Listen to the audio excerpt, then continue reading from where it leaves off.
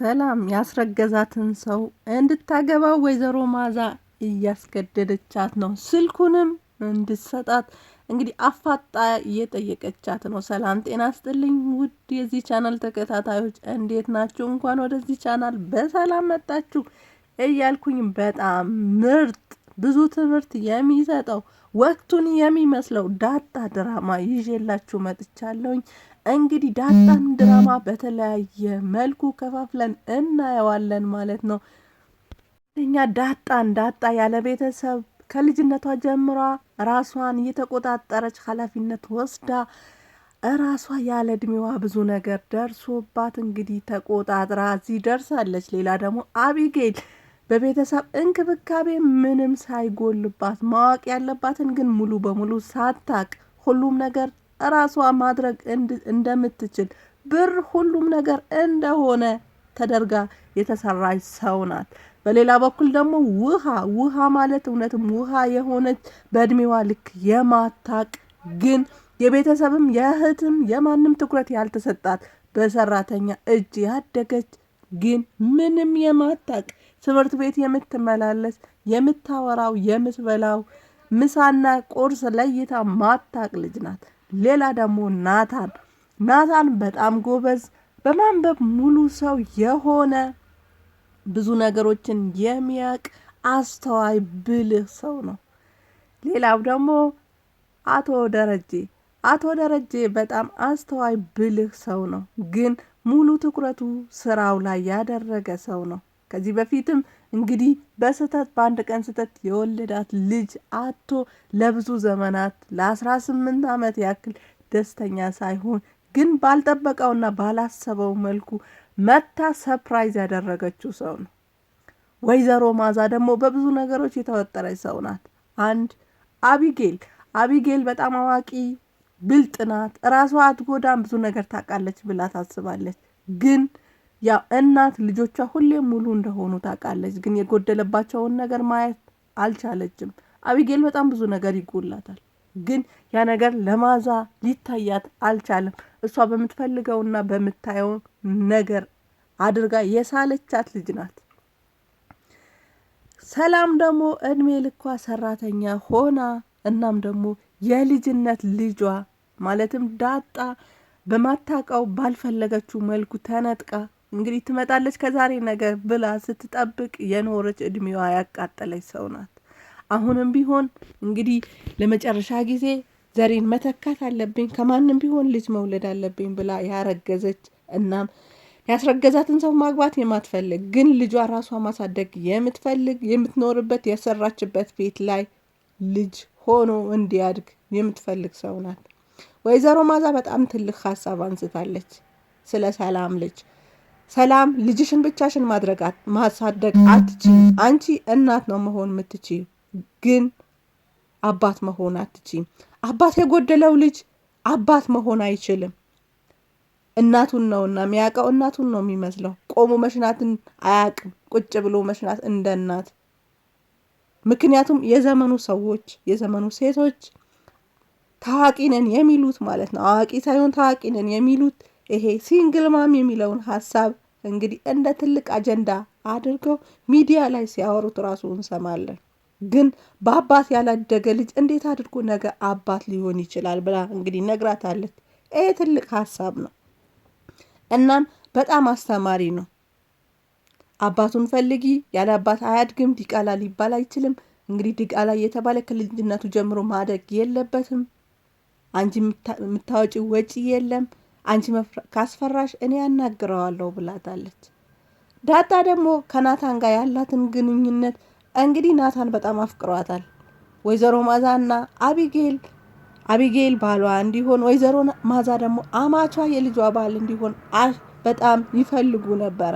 ግን እሱ ሁለቱም ባሰቡት መንገድ ሳይሆን እንግዲህ ጎዳና ባደገችው ዱርዬ በምትባለው ስትታይ ዱርዬ በምትመስለው ውስጧ ግን ዱርዬ ባሎ ነው።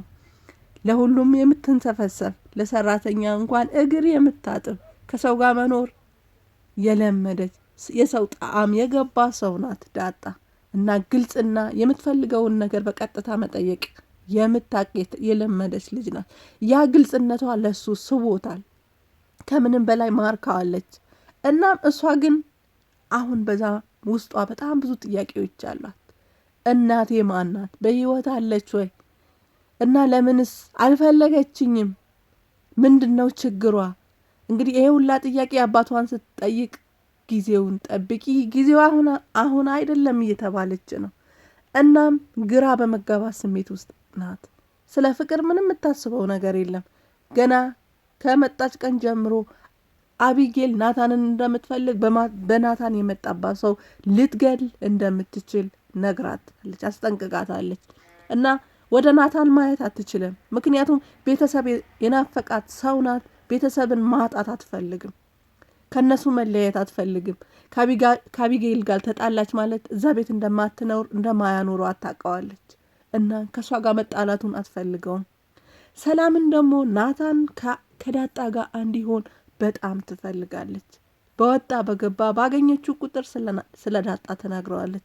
ዳጣ ንጹህ ሰው እንደሆነች እና ምንም እንደማታቅ መቀየምም እንደሌለበት በምትናገረው ነገር እናም ሊያግዛት እንደሚገባ ሊያስተምራትም ሊጠብቃትም እንደሚገባ እና ለሱ የተፈጠረች ልትሆን የምትችለው ሴት እሷ እንደሆነች እንግዲህ በተደጋጋሚ ትነግረዋለች። ናታን ሰላምን በጣም ያምናታል። የውስጡም ይነግራታል። የከፋትን የተሰማትን ደግሞ ለናታን ታጫውተዋለች ሰላም እና ቅርርባቸው በጣም የእናትና የልጅ ነው። በጣም ይወዳታል፣ ትወደዋለች። ባህሪውን በጣም ይመቻታል። እሱንም እንግዲህ የውስጧ እንድታወራው የደረሰባትን ዋጥ ያደረገችውን እንዲቀላት እንድትነግረው እየጎተጎታት ነው። እሷ ግን ቆይ እነግርሃለሁ ሌላ ጊዜ ብለዋለች። ዳጣም ቢሆን እንግዲህ እናቷን እንደሆነች ባታቅም አብራት እየተኛች አብራት እየዋለች ስራም እንድታስለምዳት እየጠየቀቻት እንግዲህ በጣም እየተቀራረቡ ነው። በዚህ መሀል እንግዲህ አቶ ደረጀ መች ይነግራት ለባለቤቱስ ልጁ እንደሆነች መች ይነግራት የሚለው የእኛም ጥያቄ ነው። እንግዲህ ወይዘሮ ማዛ በክብር የሚመጣብኝ ሰው አልወድም፣ አልፈልግም። እኔ ክብሬ ከምንም ነገር በላይ ነው። ደረጀ እንደሱ አይነት ነገር ቢያደርግ እኔ ከሱ ጋር አልኖርም ብላ አስቀድማ ለዳጣ ነግራታለች። ዳጣ እንግዲህ የውሃን የመጠበቅ ኃላፊነት ተሰጥቷታል። ውሃ ከዚህ በፊት አዲክትድ የሚያደርግ መድኃኒት ወይም ሱስ የሚያስይዝ መድኃኒት የትምህርት ቤት ልጅ ሰጥቷት ነበር። ዛሬ ላይ በብዙ የግልና የመንግስት ትምህርት ቤቶች በዚህ መድኃኒት ውስጥ የተጠመዱ ብዙ ሰዎች አሉ።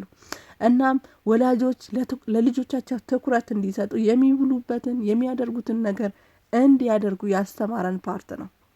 እንግዲህ ከሱም አልፎ እሱን ቀምታት ሁለተኛ እንዳትቀበዩ ማንም የሰጠሽ መድኃኒት መዋጥ የለብሽም ብላ አስተምራት አልፋ ነበረ። ልጁ ከዛም አልፎ ግን የራቆት ቪዲዮ ፎቶ የሚለቀቅበት ቻናል እንግዲህ ስልኳ ውስጥ አስገብተዋል ማለት ነው፣ ወይም ግሩፕ ውስጥ አድርጓታል። ያ ነገር ስታይ ግን ዳጣ አላስቻላትም። ለወላጇ ለአቶ ደረጀ ነግራ እንግዲህ ልጆቹም እንዲቆጣጠር ስልኳን መፈተሽ እንዳለበት ልጁም ትምህርት ቤት ሄዶ መናገር እንዳለበት ነግረዋለች። ልጁም ከትምህርት ቤት ተባረዋል። እንግዲህ በጣም ብዙ ወቅታዊ የሆኑ አንገብጋቢ ነገሮች ናታን በማንበብ የተጠመደ አቶ ደረጀን ቁጭ ሲል እንግዲህ መጽሐፍ የሚይዝ ወይዘሮ ማዛም እንደዛው የማንበብ ባህላችንን እንድናዳብር የተተወው ስልክ ላይ የመጠመድ አባዜያችንን እንድንተው ያስተማረን ድራማ ነው። ሌላ ልጆቻችንን ዞር ብለን እንድናይ የሚውሉበትን የሰጠናቸው ስልክ ለምን ይጠቀሙበታል ብለን እንድናስተውል ያስተማረን ነው።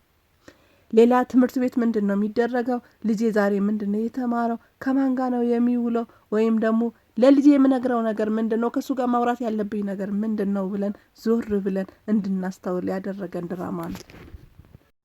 አቢጌል ናታንን እንዲያገባ ሳይፈልጋት ጓደኛዋ እንዲሆን እናም ጊዜም እንዲያሳልፉ ወጣ ያለ ነገርም እንዲያደርጉ እየጠየቀችው ነው። እሱ ደግሞ በዛ መልኩ አላደገም። ብዙ መጽሐፎችን አንብበዋል። ብዙ የህይወት ተሞክሮ አለው። እንግዲህ እሱ አልፈልግም፣ እኛ እንደሱ ማድረግ አንችልም ብሏታል።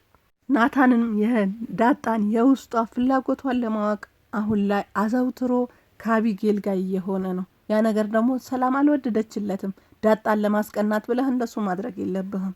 ይሄ ነገር ጥሩ አይደለም፣ ለወደፊቱ ጥሩ ነገር አያመጣም ብለዋለች። ምክንያቱም በትክክለኛ መንገድ ነው እንግዲህ እሷ ማፍቀራ ወዳው ስትመጣ ነው እንግዲህ የምትወደው እንጂ በቅና ተንጨርጭራ የእሱ መሆን አትችልም። ምክንያቱም ዳጣ እንደዚህ ከኋላ የሚባል ነገር የላትም። ፊት ለፊት ብትወደው ፊት ለፊት ነበረ የምትናገረው።